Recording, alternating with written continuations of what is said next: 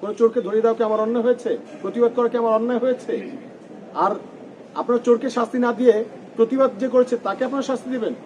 যদি আপনারা আমার এই প্রতিবাদ করাটাকে যদি অন্যায় মনে করেন, ঢাকা বিশ্ববিদ্যালয়ের শিক্ষার্থীদের জন্য এই কথাগুলো বলার যদি আমরা অন্যায় মনে করেন, আমি এরকম অন্যায় প্রত্যেকটা দিন করতে চাই, বারবার করতে চাই। আমি এই অন্যায় করবই করব। এবং হ্যাঁ, মেরে ফেললে মেরে ফেলেন, এরকম মব ভায়োলেন্স করেন না। যদি মানে কবর দিতে চান কবর দেন, কোনো অসুবিধা নাই।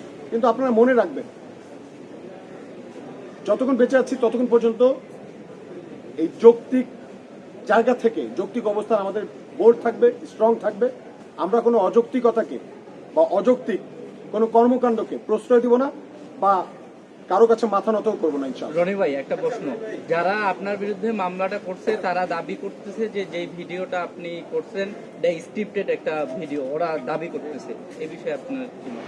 আপনারা তো দেখেছেন ভিডিও কিন্তু একটা না, ভিডিও দুইটা। ওখানে ভিডিও আপনারা একটা ভিডিও কেন দেখছেন? আর একটা ভিডিও তো দিয়েছি। যদি একটা হইতো তাহলে মনে করতে পারতেন না স্ক্রিপ্টেড। এখানে আমার দেশ পত্রিকার একজন সাংবাদিক ভাই আছে, তিনি ওখানে উপস্থিত ছিলেন।